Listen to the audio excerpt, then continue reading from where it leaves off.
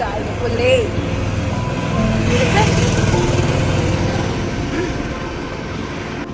ꯌꯥꯝ ꯐꯖꯩꯌꯦ ꯄꯣꯠꯁꯦ ꯌꯥꯝ ꯆꯥꯏꯌꯦ ꯈꯔ ꯂꯥꯎ ꯍꯥꯏꯔꯛꯑꯣ ꯀꯩ ꯍꯥꯏꯕꯅꯣ ꯇꯤꯐꯤꯟꯗꯤ ꯍꯥꯞꯅꯕ꯭ꯔꯣ ꯆꯠꯂꯣ ꯆꯠꯂꯣ ꯍꯥꯏ ꯃꯌꯥꯝ ꯅꯨꯡꯉꯥꯏꯕꯤꯔꯤꯕꯣ ꯑꯩ ꯉꯁꯤꯗꯤ ꯑꯩꯈꯣꯏꯒꯤ ꯅꯝꯕꯨꯜ ꯇꯨꯔꯦꯟꯒꯤ ꯃꯃꯥꯡꯗꯅꯦ ꯂꯩꯔꯤꯕꯁꯦ ꯅꯝꯕꯨꯜ ꯇꯨꯔꯦꯟꯒꯤ ꯃꯇꯥꯡꯗ ꯚꯤꯗꯤꯑꯣ ꯑꯃꯈꯛ ꯁꯦꯝꯖꯔꯛꯀꯦ ꯉꯁꯤꯗꯤ ꯚꯤꯗꯤꯑꯣ ꯑꯁꯤꯕꯨ ꯂꯣꯏꯕ ꯐꯥꯎꯕ ꯌꯦꯡꯕꯤꯌꯨ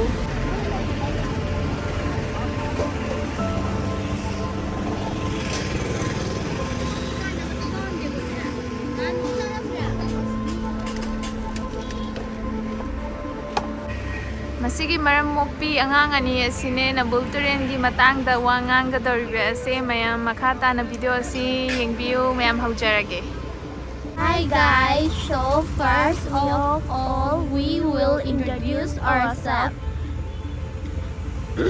My name is Lindana And my name is Hentho Yumnam I study in Pitambara English School and I study in Little Flower English Medium School I read in class 4 and I am in class 8. And today we are going to talk about the NAMBUL River. Nambul River se kadai buk cheli haibado haibiro Linda Nambul River habisi Sunrise Hill legina Loktak Lepu cheli Turel asina suk yamna motlibasibu kari maramgini haina khanbibage Nambul Turen asi motlibagi maramdi akoi mioibasing asina turel asida plastic bottles plastic ticket na singbasing asi turel asida thadabagini yamna chumi adugi mathakta sa san irujasanba toxic oiba industrial waste dump tauba amadi imungi fata haudi langsanba asisu main oiba reason amani Turelda fata haudi thadabana kari da soanbage Turel sida Hatta Haugi Hadaragna Mioiba Dasu Ali Adida Natana Ising Manangala Basanga Asida Ali Turel asi nanabigidamak kari tauba yai haibado khajiktang thambiyuba turel asina nabagidamagta akoina turel asida fataba haudida thadaminarasi akoi myam punna amata oina nanaba semnaji Nambul Turen da natana atoppa turel Imphal turel lairibasing asidaju fata haudi thadabiganu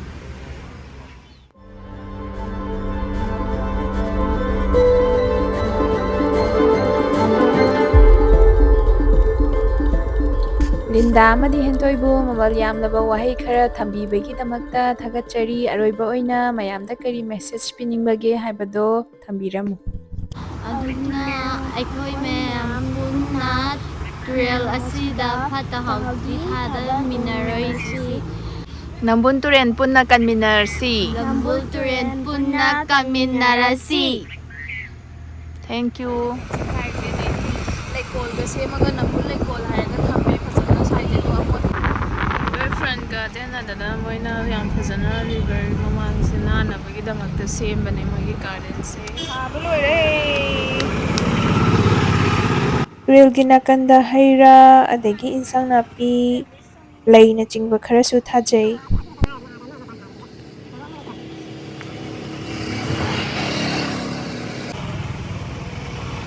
Tungdon pambi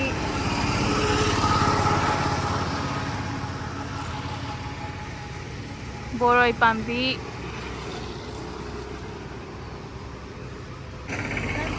Exam pensu pala Kamphoi ma pandu sare Kamphoi ju pandore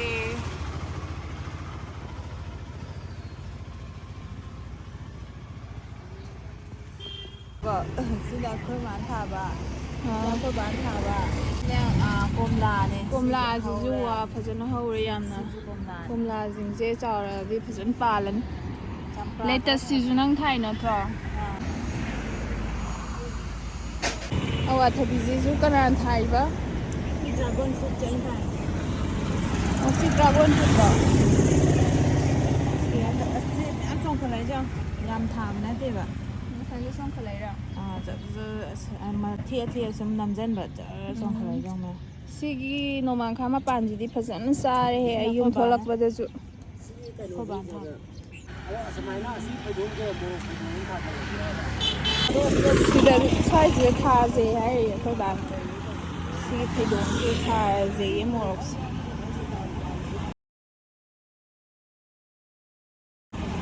ꯕꯣꯔꯥꯅ ꯀꯨꯞꯄꯤꯁꯦ ꯀꯩꯅꯣ ꯕꯣꯔꯥꯅ ꯀꯨꯞꯄꯤꯗꯣ ꯀꯩꯅꯣ ꯁꯤ ꯀꯩ ꯊꯥꯏꯅꯣ ꯁꯤ ꯑꯩ ꯔꯣꯁꯁꯤꯅ ꯀꯩꯗꯧꯔꯕ ꯐꯗꯤꯒꯣꯝꯅꯦ ꯁꯤ ꯕꯣꯔꯥ ꯀꯨꯞꯄꯤꯁꯦ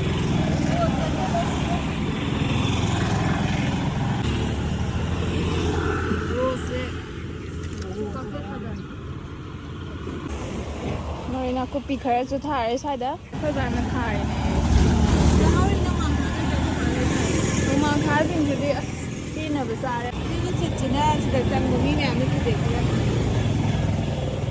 ꯁꯤ ꯄꯩꯔꯒ ꯑꯗꯨꯝ ꯐꯝꯃꯦ ꯑꯗꯨꯗꯤ ꯌꯥꯝ ꯐꯝꯕ ꯅꯨꯡꯉꯥꯏꯒꯗꯕ ꯍꯪꯆꯤꯠ ꯌꯥꯝ ꯂꯥꯡꯒꯗꯕ ꯖꯒꯥꯅꯤ ꯎꯔꯨꯝꯒ ꯇꯥꯔꯒ ꯀ꯭ꯋꯥ ꯃꯔꯨꯁꯦ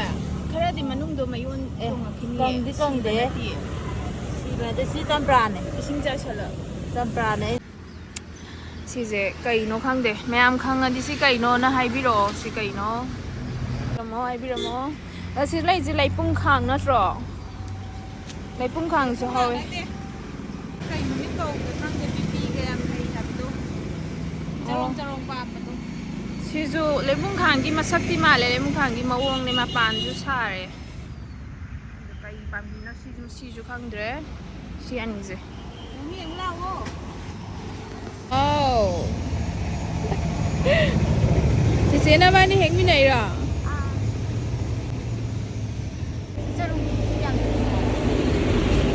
ꯆꯥꯝꯄꯦꯠꯅꯦ ꯑꯔꯨꯕ ꯏꯁꯤꯡ ꯆꯦꯜꯂꯝ ꯇꯥꯔꯒꯗꯤ ꯑꯩꯈꯣꯏ ꯀꯌꯥꯃꯨꯛ ꯌꯥꯝꯅ ꯅꯨꯡꯉꯥꯏꯒꯅꯤ ꯌꯦꯡꯉꯣ ꯁꯤ ꯁꯤꯖꯤꯟꯅꯕꯁꯨ ꯌꯥꯕ ꯏꯁꯤꯡ ꯅꯠꯇꯦ ꯃꯌꯥꯝꯒꯤ ꯁ꯭ꯋꯥꯏꯗꯒꯤ ꯐꯠꯇ ꯍꯥꯎꯊꯤ ꯃꯌꯥꯝ ꯊꯥꯗꯔꯒ ꯁꯤꯗꯒꯤ ꯆꯦꯜꯂꯛꯏꯕ ꯏꯁꯤꯡꯁꯤꯅ ꯂꯣꯛꯇꯥꯛꯇ ꯑꯃꯨꯛ ꯇꯥꯁꯟꯗꯣꯏꯅꯤ ꯂꯣꯛꯇꯥꯛꯇꯁꯨ ꯐꯠꯇꯕ ꯏꯁꯤꯡꯁꯦ ꯇꯥꯁꯜꯂꯒ ꯑꯃꯨꯛꯀ ꯍꯦꯟꯅ ꯏꯁꯤꯡꯗꯣ ꯐꯠꯇꯕ ꯑꯣꯏꯍꯟꯅꯕꯒꯤ ꯃꯆꯥꯛ ꯑꯃ ꯑꯣꯏꯔꯦ ꯑꯗꯣ ꯉꯁꯥꯏ ꯑꯁꯤꯗ ꯐꯠꯇ ꯍꯥꯎꯊꯤ ꯃꯌꯥꯝ ꯂꯩꯔꯝꯕꯅꯦ ꯑꯗꯣ ꯃꯩ ꯊꯥꯗꯣꯛꯑꯝꯃꯦ ꯁꯦꯡꯇꯣꯛꯄꯗ ꯃꯩ ꯊꯥꯗꯣꯛꯑꯝꯃꯦ ꯑꯩꯈꯣꯏꯁꯨ ꯁꯤꯗ ꯃꯆꯥ ꯑꯃ ꯁꯦꯝꯃꯦ ꯀꯣꯝꯒꯤ ꯇꯥꯏꯞꯇ ꯑꯗꯨ ꯁꯤꯗ ꯃꯩ ꯊꯥꯗꯣꯛꯀꯗꯧꯔꯤꯕꯅꯦ ꯑꯩꯈꯣꯏꯁꯨ ꯑꯗꯣ ꯉꯁꯤꯒꯤꯗꯤ ꯁ꯭ꯋꯥꯏꯗ ꯚꯤꯗꯤꯑꯣ ꯑꯁꯤ ꯂꯣꯏꯁꯤꯟꯖꯔꯒꯦ ꯃꯌꯥꯝ ꯂꯥꯏꯛ ꯁꯤꯌꯔ ꯑꯃꯗꯤ ꯁꯕꯁꯀ꯭ꯔꯥꯏꯕ ꯇꯧꯕꯤꯌꯨ ꯃꯌꯥꯝ ꯚꯤꯗꯤꯑꯣꯁꯤꯕꯨ ꯌꯦꯡꯕ ꯅꯨꯡꯉꯥꯏꯕꯤꯔꯒꯗꯤ ꯃꯊꯪꯒꯤ ꯊꯥꯒꯠꯂꯛꯄ ꯚꯤꯗꯤꯑꯣꯁꯤ ꯃꯌꯥꯝ ꯌꯦꯡꯕꯤꯌꯨ ꯊꯦꯡꯛ ꯌꯨ ꯃꯌꯥꯝ ꯊꯣꯡ ꯂꯣꯟꯁꯤꯜꯂꯕ ꯀꯥꯏꯗ ꯀꯥꯏꯅꯣ Oh. Meow meow.